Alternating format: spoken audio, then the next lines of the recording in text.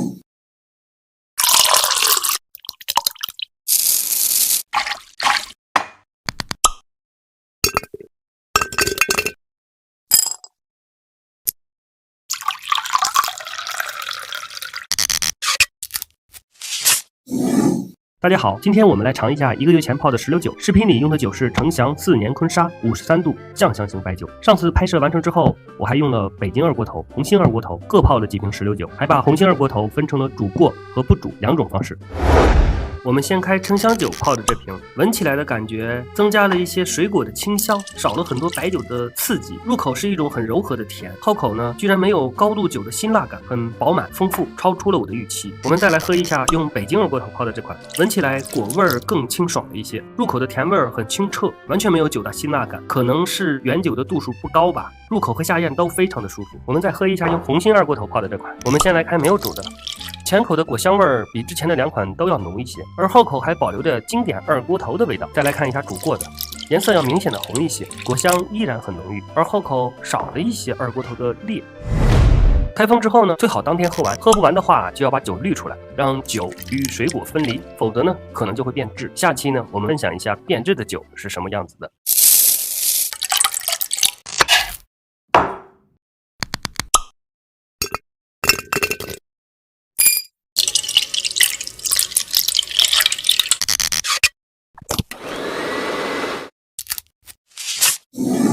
上期的测评我们说的白色絮状物，现在我们来看一下它的真面目。这是我之前泡的草莓酒，上次吃海鲜面的时候开的封，倒了1小杯喝，但是没有把果肉与酒做分离，又放置了大概7、8天，一打开就明显的闻到一股水果腐烂的味道。我们把酒倒入到另一个薄一点的容器里，会看得更清楚。白色絮状物就像棉花一样，是一大团一大团的，搅一搅容易散，也是成小团絮状的，这种是绝对不能喝的。看着诱人的颜色，无奈我只能倒掉，心疼啊！我决定再泡一杯草莓酒，所以提醒各位朋友一定不要中途打开，不慎落入的杂菌会让水果变质，从而导致整瓶酒都受到影响。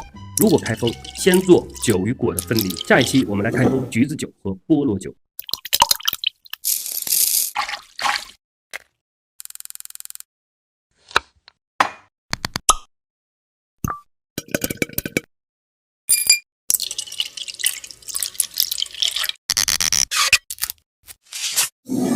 之前计划邀请大家品尝的红茶荔枝泡酒，开封过滤回大桶后，发现很多细小的碎屑。这个简单，用咖啡滤纸过滤一下就行。然而我花了2个小时才过滤出75毫升酒，按照这个速度，我这将近8升的酒全部过滤完需要大概1个月。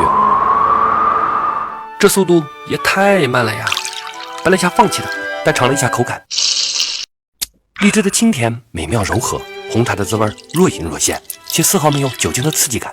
为了这美妙的口感，值得我琢磨解决方法。首先，我想到做红酒时经常用到的皂土，将皂土软化1天后倒入到酒液中，沉降了7天，果渣明显的下沉了，但依然有氧化分层，说明还有皂土沉降不下去的果屑。这颜值送不出手啊，还得再想想办法。据说高速离心可以分离沉淀，于是我又买了一台离心机，每次倒15毫升6小罐，经过测试，每分钟4000转的功率，离心1个小时，效果最好。然后倒出上面的清澈液体，此时果渣已经沉底了。为了严谨一些，我盖上了盖子，又放置了7天，发现依然透亮无比，而且没有分层，没有沉淀。只可惜我买的离心机太小了，1小时只能出80毫升，我总共有8升的酒，全部分离完需要大概半个月，时间还是有点长。但总的来说，用咖啡滤纸或离心的方式过滤掉细小的果渣，酒体就会透亮，而且不会氧化，不会沉淀。